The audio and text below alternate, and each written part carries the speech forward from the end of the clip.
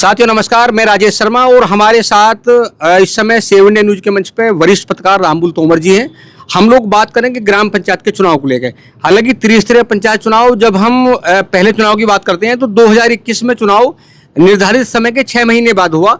उसके लिए एक समस्या कोरोना काल की थी, क्योंकि कोरोना काल में जो आरक्षण वाली स्थिति वो क्लियर नहीं हो पाई, इसलिए 6 महीने बाद चुनाव हुआ। लेकिन इस बार सरकार ने पहले से त्रिस्तरीय पंचायत चुनाव की तैयारी कर दी है और ये माना जाता था कि जिस तरह 2025 के बजट सत्र में त्रिस्तरीय पंचायत चुनाव का जो पैसा रिकमेंड किया गया, तो ये माना जा रहा था कि जो निर्धारित समय है उससे पहले चुनाव सरकार करा सकती है। हालांकि चुनाव की तैयारियां अब हो गई हैं। कल कुछ प्रपत्र कमिश्नर ऑफिस से गांव के लिए रवाना हो गए हैं। अब गांव में कितनी वोट हैं, जो मतदाता हैं, कितने मतदाता गांव में हैं, जो फोटो पहचान पत्र हैं कितने अब इस समय गांव में हैं, उसको लेकर लगातार तैयारियां अब शुरू हो गई है। तो हम लोग बात करते हैं वरिष्ठ पत्रकार रामबुल तोमर जी से। भाई साहब नमस्कार, आपका स्वागत है जी। धन्यवाद आपका। तो क्या लग रहा है, पंचायत चुनाव की तैयारी मतलब सरकार की ओर से तैयारियां शुरू हो गई क्या? हाँ, तैयारियां शुरू हो गई हैं और जो अभी सर्वे का काम सबसे पहले शुरू हुआ है, जिसके लिए सर्वे चलेगा। पुनरीक्षण जो मतदाता हैं, पुनरीक्षण उनका मतपत्रों का होगा, मतपत्रों का नहीं, उनके सर्वे होगा। उसके बाद हाँ, मतदाता सूची का पुनरीक्षण होगा। उसके बाद जो है अगली प्रक्रिया होगी, वो शुरू कर दी गई है। और वो सर्वे के लिए जो प्रपत्र आए हैं वो भी अब पहुंचाने शुरू कर दिए हैं। प्रत्येक ब्लॉक जो है, ब्लॉक में ये प्रपत्र जा रहे हैं। कमिश्नर ऑफिस में ये प्रपत्र और चुनाव कार्यालय में प्रपत्र जो आए थे, प्रत्येक जनपद को यहाँ से मेरठ से भेजे जा रहे हैं। और उसमें ब्लॉक जो स्तर का ऑफिस होता है उसमें ये भेजे जा रहे हैं। वहाँ से पुनरीक्षण का काम होगा। बीएलओ जो होता है ग्राउंड बेस पे, बीएलओ के कर्मचारी होता है ग्राम पंचायत का, वो सर्वे का कार्य शुरू करेंगे।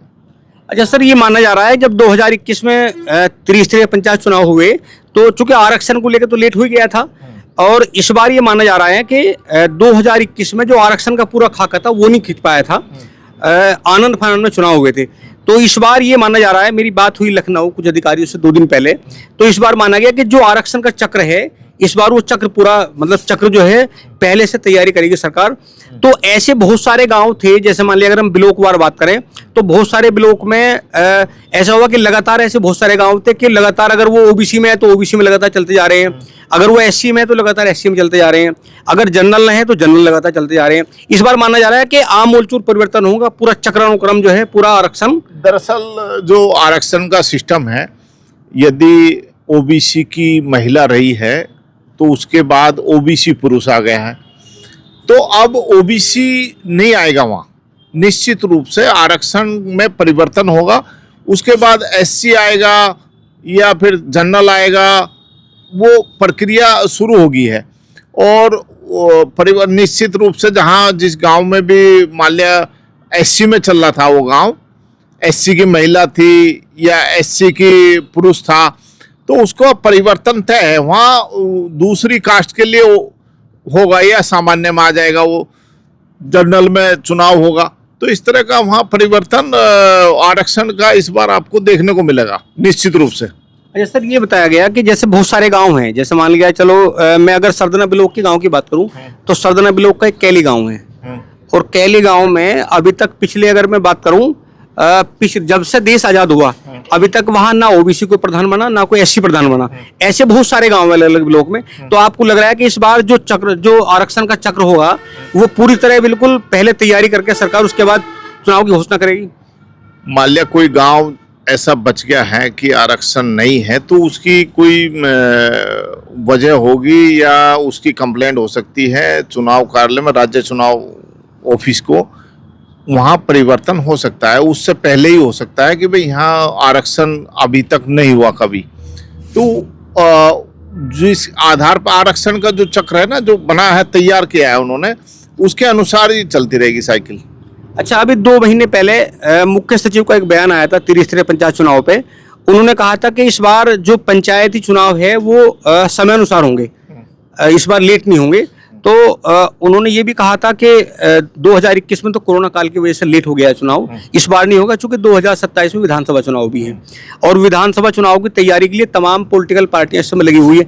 आपको लग रहा है कि जिस तरह 2025 में जो बजट है, जो बजट में लिया गया है कि भाई पंचायत चुनाव में जो खर्च होगा उसका बजट 2025 में स्वीकृत कर दिया, तो आपको लग रहा है कि इस बार चुनाव पहले होंगे, मतलब 2025 में शुरू हो जाएंगे या 26 में होंगे? जैसे अभी सर्वे का काम की प्रक्रिया शुरू हो गई, पर पत्र जो है ब्लॉक स्तर पर पहुंचने शुरू हो गए, वैसे ही आप ये समझिए कि शुरुआत तो चुनाव की होगी है। अब उसके बाद बाई स्टेप बूथ है, बूथ पे क्या सिस्टम है, इसको सारे को जो है सरकारी सिस्टम के अधीन किया जा रहा है और वो चुनाव, राज्य चुनाव आयोग जो है इसको लेके हाल ही में कुछ अपना फाइनल करेगी। हालांकि मैं समझ रहा हूं कि दिसंबर में पहले चरण का चुनाव होगा। दिसंबर, ये यूपी में जो है 4 चरणों में चुनाव होगा ग्राम पंचायतों को, क्योंकि इतनी फोर्स लगती है, तमाम सिस्टम है सरकारी, तो वो 4 चरणों में, पहले भी 4 चरणों में हुआ था, तो एक चरण को कम से कम 20 दिन का चुनाव प्रचार के लिए टाइम दिया जाता है। अब उसमें 4 है, 4 दुनिया 80 दिन हो गए उसमें, तो 80 दिन तो यही होगा। दिसंबर का चुनाव क्या हुआ, जनवरी, फरवरी और मार्च तक पहुंच जाएगा। तो लिहाजा अब चुनाव की शुरुआत दिसंबर में ही हो जाएगी। दिसंबर में संभवतः हो सकता है कि फर्स्ट चरण का चुनाव हो, और उसकी तैयारी अभी से इसी वजह से ग्राम पंचायत अधिकारियों ने शुरू कर दी। सर्वे के लिए उन्होंने प्रपत्र भेजने शुरू कर दिए। पहली खेप आ गई है मेरठ कमिश्नरी में, और प्रपत्र को, वो प्रपत्र ब्लॉक स्तर पर, हालांकि इसके लिए अधिकृत रूप से कोई अधिकारी बयान नहीं दे रहा, लेकिन प्रपत्र गए हैं सब, लेकिन प्रपत्र गाड़ियों में लोड होकर जा रहे हैं और बाकायदा ब्लॉकों में, हर जिले में। यहाँ कमिश्नरी है इसलिए बागपत जाएगा, नोएडा जाएंगे, ये जो दूसरी बुलंदशहर जाएंगे, ये तमाम अपने जो जनपद हैं उनमें जाएंगे, गाजियाबाद जाएंगे। तो उसका प्रपत्र भेजने का मतलब होता है कि सर्वे, ये बीएलओ के स्तर से और स्टाफ लगाया जाएगा जो सर्वे करेंगे।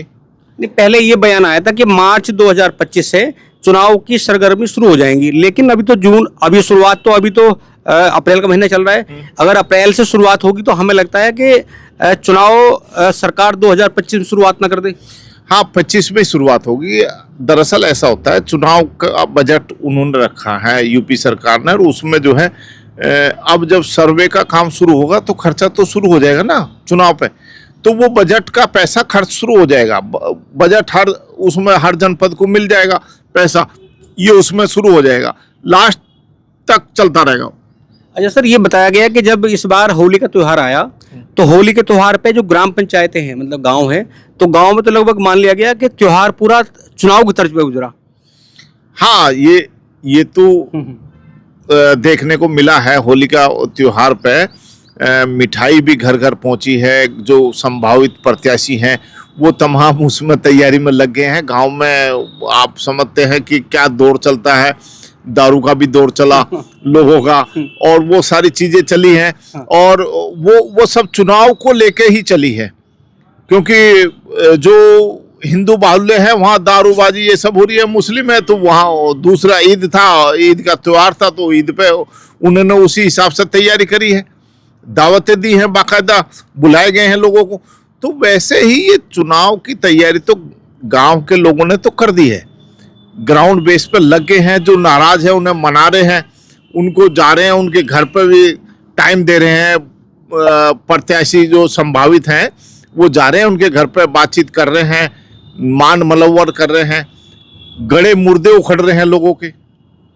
जो 20 साल पहले किसी ने गाली दे दी या पानी रोक दिया किसी का या कुछ और पंगा कर दिया, तो वो कह रहे तुमने तो 20 साल पहले हमारा पानी रोक दिया था, आज तुम हमसे कैसे वोट मांगने आ गए, या कैसे आप कह रहे हम नहीं बस सपोर्ट करने के, आपको बिल्कुल नहीं करने। क्यों भाई?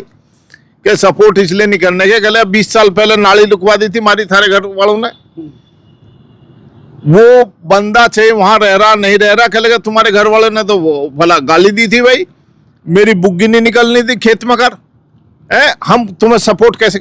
तो उस तरह के छोटे छोटे इशू को लेके गांव प्रधान का इतना कठिन चुनाव होता है। विधानसभा का आसान है, टिकट दे दिया, चुनाव, सब, कोई नाराजगी नहीं, कोई आ जाओ, कोई नाराजगी नहीं। लेकिन इसमें नाराजगी है, बहुत बड़ी नाराजगी होती है। कहले अच्छा हम तो तुमसे 2000 रुपये मांगने गए थे, पीड़ा में थे, बुखार चढ़ रहा था, वहां जा रहे थे, दिए नहीं तुम्हारे घर वालों ने। ये सारे इशू आते हैं निकल के, उस समय ये सब चुनाव में निकल के आते हैं, छोटी छोटी बातों को। बुग्गी उधार नहीं दी, हमारा ट्रैक्टर नहीं दिया तुमने उधार, हमारे गन्ने बुआन नहीं गए, 100 बात है इनके। किसानों का मामला जो है ग्राम पंचायत में सब छोटे छोटे इशू बड़े बन जाते हैं। तो क्या आपको लग रहा है कि इस बार जो त्रिस्तरीय पंचायत चुनाव होगा वो कहीं खुशी कहीं गम लेकर आएगा? कहीं खुशी कहीं गम का मतलब ये है कि ऐसे बहुत सारे गांव हैं, जैसे कोई गांव सामान्य बाहुल है तो वहां देखा जा रहा है कि लगातार 3-4 बार से सामान्य लगातार वो आरक्षण में गांव नहीं है, सामान्य लगते हैं। जैसे कोई ओबीसी बाहुल गांव है तो वहां लगातार 2-3 बार से ओबीसी प्रधान बनते आ रहे हैं। जैसे कोई एससी गांव है वहां लगातार एससी बनते आ रहे हैं। तो इस बार जो आरक्षण पे पूरा सरकार काम कर रही है तो इस बार आमूलचूल परिवर्तन होने जा रहा है। तो जो जैसे मान के चलूँ कि जो अन्य ओबीसी बाहुल गांव है और वहां सीट आरक्षण में एससी में पहुंच गई, तो जो ओबीसी वर्ग के उनके अंदर कहीं ना कहीं गम होगा, जो एससी वर्ग के आरक्षित उनमें कहीं ना कहीं खुशी होगी। तो ऐसा होने जा रहा है इस बार क्या?